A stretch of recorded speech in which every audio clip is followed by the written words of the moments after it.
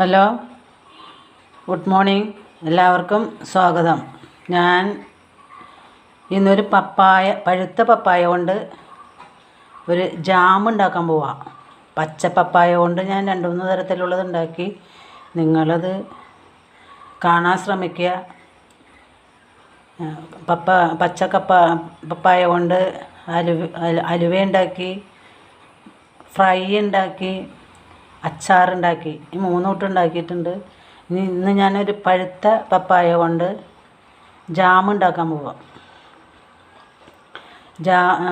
പപ്പായ തൊണ്ട് ചെത്തി മിക്സിയിലിട്ട് അടിച്ച് വെച്ചേക്കണതാണ്. ഈ തോർത്തുമുണ്ടിൽ അരിച്ചിട്ടെടുക്കണം. ഞാൻ തന്നെയാണ് ഈ മൊബൈൽ പിടിക്കുന്നത്. അതുകൊണ്ട് എനിക്ക് അങ്ങനെ പിഴിയേണ്ടത് നിങ്ങളെ കാണിക്കാൻ പറ്റില്ല. പിഴിഞ്ഞിട്ട് കാണിക്കുക. പഴുത്ത പപ്പായ ഞാൻ മിക്സിയിൽ അടിച്ചെടുത്തത് തോർത്തുമുണ്ടിൽ അരിച്ച് എടുത്തേക്കണതാണ്. നല്ലോണം പഴുത്തതായതുകൊണ്ട് അധികം കൊറ്റണമൊന്നുമില്ല കേട്ടോ. അതേ കുറച്ച് ഉള്ളൂ, അത് കളയാം. ഇതിനകത്തേക്ക് ഞാൻ ഒരു കഷ്ണം പട്ട,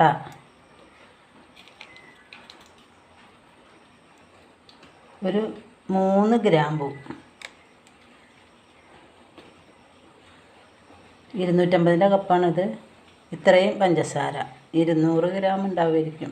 150, 200 തികയില്ല. ഇത്രയും പഞ്ചസാരയാണ്.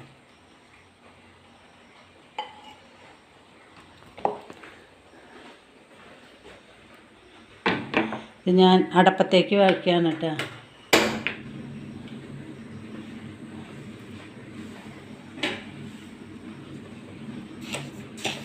മിക്സ് ചെയ്യാം. ഏലക്കായയും കൂടി ഇടണം. ഏലക്കായയുടെ പൊടിയുണ്ട്, അത് ഞാനത് ലാസ്റ്റ് ഇടാമെന്ന് വിചാരിച്ചു. ഇത് പട്ടയും ഗ്രാമ്പും കുറച്ച് ഇതായി കഴിഞ്ഞിട്ട് എടുത്ത് കളയണം.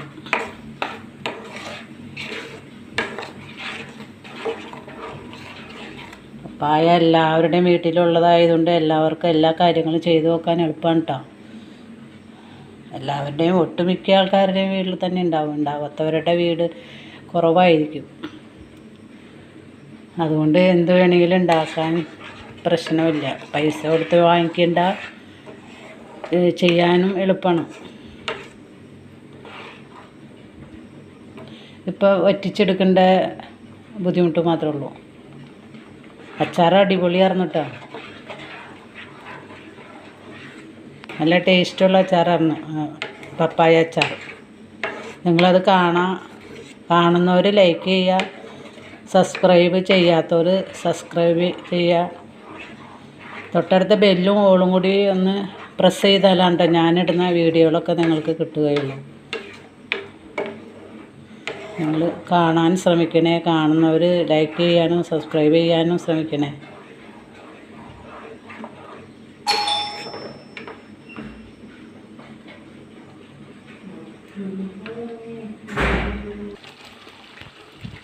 ഒരു പഴുത്ത കപ്പയ്ക്കാണ് കേട്ടോ. ഞാൻ അധികം എടുത്തില്ല. അധികം എടുക്കാൻ കൂടുതൽ നേരം ഇളക്കണം. എനിക്ക് കൈ വേദനയൊക്കെ ഉള്ള ആളാണ്. ഞാൻ ഈ ഇട്ട പട്ട അതിൽ നിന്ന് മാറ്റാണ്, അല്ലെങ്കിൽ അധികം ചുവയോ. കുറച്ച് നേരം ഇട്ട് ഇളക്കിയാൽ മതി. ഗ്രാമ്പും മാറ്റാണ്.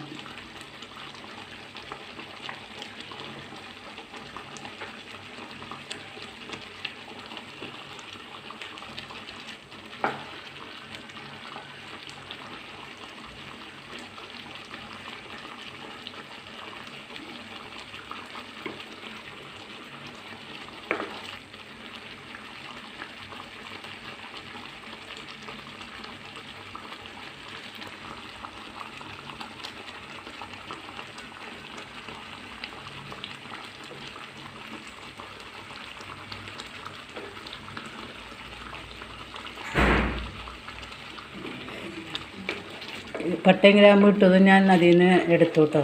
അധികം ചുവ വരും, അതുകൊണ്ട് ഞാൻ എടുത്തതാണ്. പിന്നെ തീ കൂടുതൽ, കുറച്ച് നേരം തീ കൂട്ടി വയ്ക്കുക, പിന്നെ തീ കുറയ്ക്കുക, അല്ലെങ്കിൽ പൊട്ടിത്തെറിക്കലുണ്ടോ. ഇപ്പം അലുവയായാലും ജാമായാലും ഇത് പൊട്ടിത്തെറിച്ച് ഇവിടെ മുഴുവനാകും. ഗ്യാസിന്മേയും പുറത്തും ഒക്കെ ആകെയാവും. അപ്പം അതുകൊണ്ട് തീ കുറച്ചിടാം.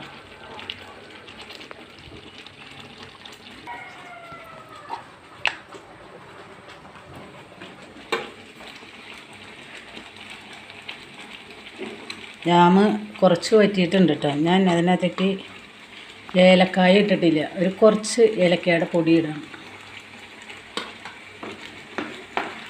ആകെ പൊട്ടിത്തെറിച്ചോണ്ടിരിക്കുകയാണ്. തീ കുറച്ചാണ് ഇട്ടേക്കണത്, എന്നാലും പൊട്ടിത്തെറിക്കും.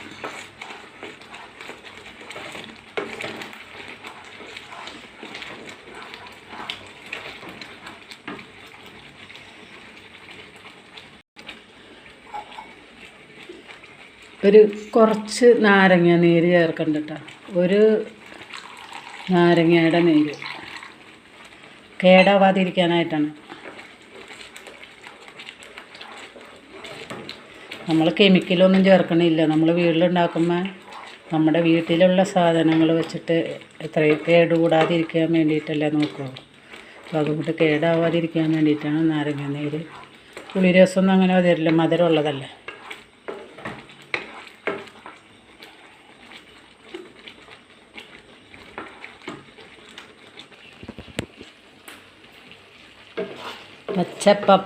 പഴുത്ത പപ്പായയുടെ ജാമ് ആയിട്ടുണ്ട് കേട്ടോ. ഇപ്പോൾ അലുവയ്ക്ക് പോലെ അധികം സെറ്റാവേണ്ട ആവശ്യമില്ല, അധികം കട്ടിയാവേണ്ട ആവശ്യമില്ല. പിന്നെ എളുപ്പമാണ് കേട്ടോ. ജാമിനാണെങ്കിൽ അലുവയ്ക്ക് കുറേ നേരം ഇളക്കണം. ഇത് പഴുത്ത പപ്പായ മിക്സിയിലിട്ടടിച്ച് തോർത്തുമുണ്ടിയിലരിച്ച് പഞ്ചസാരയൊക്കെ ഇട്ട് അടപ്പത്ത് വെച്ച് വറ്റിച്ചെടുക്കേണ്ട ബുദ്ധിമുട്ട് മാത്രമേ ഉള്ളൂ. അധികം ബുദ്ധിമുട്ടില്ല, എളുപ്പമാണ്. അലുവ ഉണ്ടാക്കണേലും എളുപ്പമാണ്. ജാമ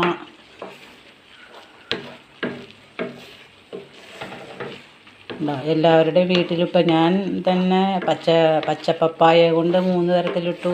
പഴുത്ത പപ്പായ കൊണ്ട് ഇപ്പോൾ ഇത് ഇനിയുണ്ട്. ഒരു കൂട്ടം കൂടി ഇടാനുണ്ടായിരുന്നു, അത് ഞാൻ എപ്പോഴെങ്കിലും ഇടാം. പപ്പായയുടെ തന്നെ. എന്തായാലും പപ്പായ നമ്മുടെ വീട്ടിലുള്ളതല്ലേ, അപ്പോൾ അതിൻ്റെ റെസിപ്പികൾ കൂടുതലായിട്ട് എല്ലാം തന്നെ ഇടാമെന്ന് വിചാരിച്ചാണ്. ഒരു കൂട്ടം കൂടെ ഇടാനുണ്ട്.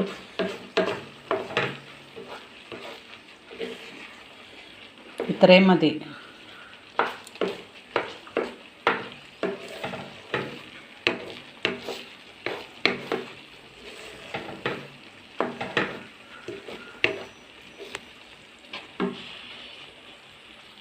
അവസാനത്തെ സമയം കറണ്ട് പോയിട്ടോ. ഞാനിത് ഓഫ് ചെയ്യാണ്. ആയിട്ടുണ്ട്, ഇത് ജാമായിട്ടുണ്ട്. തീ ഓഫ് ചെയ്യാണ്. കറണ്ട് വന്നു. പഴുത്ത പപ്പായ കൊണ്ടുള്ള ജാമ് റെഡി ആയിട്ടുണ്ട് കേട്ടോ. ഞാനൊരു പപ്പായ വെച്ചാണ് ഉണ്ടാക്കിയത്. പപ്പായ പഴുത്തതില്ലാണ്ടല്ല. നിങ്ങളെല്ലാവരും ഇത് ഉണ്ടാക്കാൻ ശ്രമിക്കുക. നമ്മുടെ വീട്ടിലുള്ള സാധനങ്ങളല്ലേ, പുറത്തുനിന്ന് മേടിക്കുന്നതിലും നല്ലതല്ലേ. ഹെൽത്തിയായ സാധനമാണ് പപ്പായയും നമുക്ക് ഹെൽത്തിയാണ്. നമ്മുടെ വീട്ടിലുണ്ടാക്കുമ്പോൾ അതിലും കൂടുതൽ ഹെൽത്തി അല്ലേ. അതുകൊണ്ട് എല്ലാവരും ഉണ്ടാക്കാൻ ശ്രമിക്കുക. നിങ്ങൾ ചെയ്ത് നോക്കിയിട്ട് കമൻറ്റ് ചെയ്യുക. എനിക്ക് ഇഷ്ടപ്പെട്ട നിങ്ങൾ എനിക്ക് ലൈക്ക് ചെയ്യുക. സബ്സ്ക്രൈബ് ചെയ്യാത്തവർ സബ്സ്ക്രൈബ് ചെയ്യുക. തൊട്ടടുത്ത ബെല്ലും ഓളും കൂടി ഒന്ന് പ്രസ് ചെയ്താലാണ് ഞാൻ ഇടുന്ന വീഡിയോകൾ നിങ്ങൾക്ക് കിട്ടുകയുള്ളൂ കേട്ടോ.